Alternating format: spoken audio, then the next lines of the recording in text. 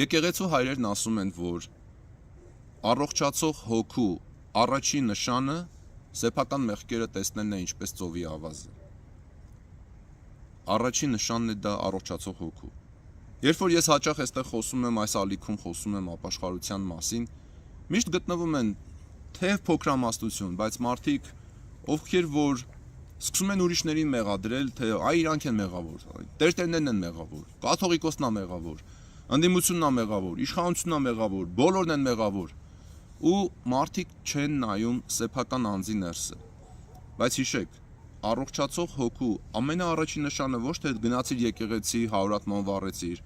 ոչ թե լիքը փող ունես, 10 հատ եկեղեցի սարքեցիր, կամ միլիոնավոր դոլարներ նվիրեցիր բարեգործական բանին։ Այդ ամենը կարծես թե օգուտ չունի, եթե դու քո ներսի հրեշին չես տեսնում։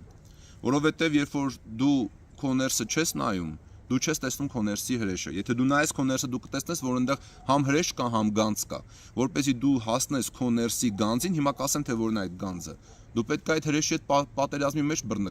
բռնվես եւ այդ հրեշի պետք է հաղթես, հեռացնես մեջտեղից։ Ուրեմն հիշեք այս խոսքը։ Սեփական հոգու առողջացման ամենաառաջին նշանը սեփական